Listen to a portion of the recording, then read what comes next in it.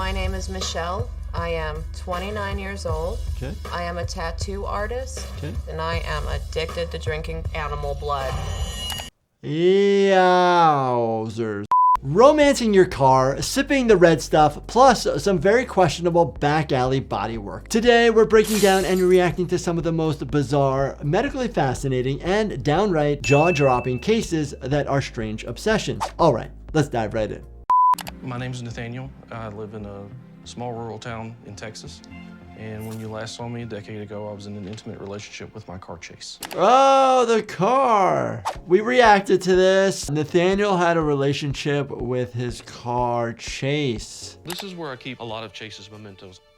The bedroom is just a special place, and I felt like that was the perfect place for him, and nice to have him close to me. People are obsessed with cars. There's car clubs, people get together, but when it goes to the next level of there is a sexual relationship with a car, I think that goes beyond what we all would deem normal according to societal norms, and that they're, pushing the limit of, is this a mental component or mental disorder, mental disease that should be addressed? Lex is not the only love that I have in my life.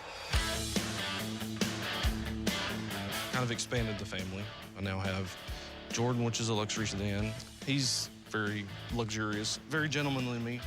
I mean, the other component is that these are all named and they all have like a specific role in his life and almost like a family. Is this individual just substituting friends with benefits, a partner, a child?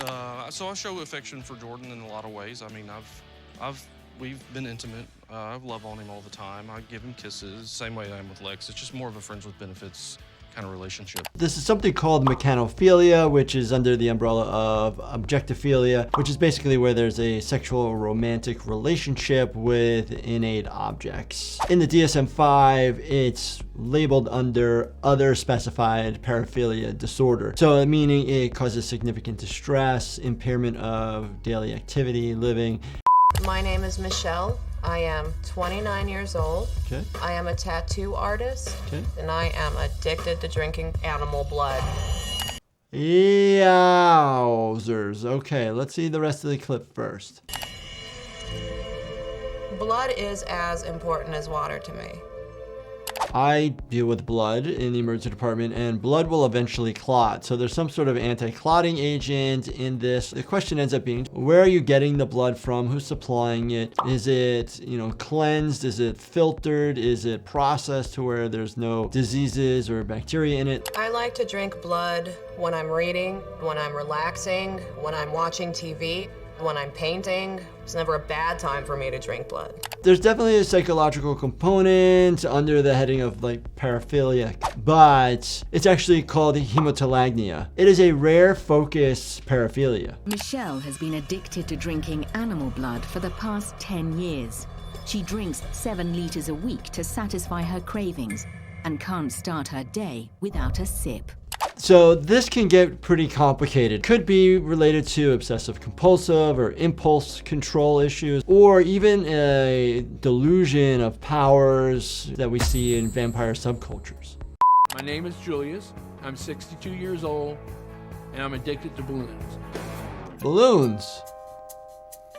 Okay. They're beautiful. They're soft, smooth, delicate. So quite interesting. This is very similar to the individual with the cars in the sense of objectophilia under paraphilia, where you're putting these emotions, feelings, sexual desires into inanimate objects again. Julius's addiction to balloons started when he was hospitalized at just 4 years old. My mother come to visit one time, and she gave me a real nice blue balloon. But that night, the nurse grabbed it, and I heard the balloon pop. So after she left, I just cried myself to sleep. You see that there's a connection to the objects, these innate objects at a young age, and then there was a formulation of the idea of the relationship with these type of innate objects. The significant emotion of when a balloon pops, that he cried himself to sleep, and even to this day, still having issues relating to that. I have a connection with them. Intellectually, I know that balloons are not alive. But sometimes I wonder if it's my love for them that brings them to life. So what are some medical issues that could happen where I need to, somebody needs to be concerned about? Think about latex allergy. So we don't really use latex in the hospital anymore, but latex is still used so people can be allergic to latex. You see the balloons are floating in the air. You need helium for that. So you can have helium exposure. It could displace oxygen. It could make you hypoxic, lightheaded, fall. Hi, my name is Shelby Counterman. I am 9 years old and I collect cockroaches. What? When I started collecting roaches, I only had 5, and now I have thousands. Oh my gosh. Oh my gosh. I do not want those in my house. Oh man. Those are large cockroaches. I do know that there are multiple kinds of cockroaches, but yeah, not for me. I like roaches because when they crawl my arms, they tickle me, and when I hold them, they make me real happy. I mean, this kid probably is learning a lot about roaches and potential insects. I wonder if, she found one or one was in the house once and then realized it wasn't going to harm her or hurt her and develops a relationship, almost like having a pet. My favorite thing about roaches is that they are unique and special. These are my Madagascar hissing cockroaches. Wow. Sometimes they're too noisy, I will hiss at them. So with kids, it's not always pathological. Out of curiosity, kids might collect bugs. I mean, I was a kid and I lived in New York. I would catch lightning bugs. So maybe this kid's like, these are cool. And she likes the way it, tickles her skin. And as long as she's not getting sick, she's not causing any harm, and the parents are okay with all the cockroaches in the house, I guess I don't see a big problem. My name is Carmelo. I'm 23 years old, and I'm addicted to butt injections. The butt injections, oh my gosh, butt injections. Please make sure that they are done in an office, approved medically. It definitely steps up my confidence. Over the last 3 years, Carmelo's had 54 buttock injections, yet she's never bared her behind to a plastic surgeon.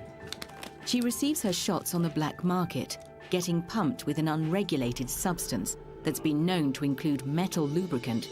Oh my gosh, Carmelo. So she gets hers on the black market, not medically regulated. From a medical standpoint, when I see this, I get so worried. We're dealing with severe infections or tissue necrosis. Basically, the tissue has died, the blood supply does not go there anymore, and there's dead tissue that needs to be cut off. Or you increase the risk of embolisms because all this type of material can actually get into your bloodstream and then go up to your lungs and clot off one of your major vessels, causing a pulmonary embolism, which is life-threatening and can kill you. And then you can actually have chronic deformity of your tissues because of the materials that aren't supposed to be there. Oh my gosh. And cement. The woman who does give the injections, I don't know what her background is like. We meet different places, sometimes in a hotel room.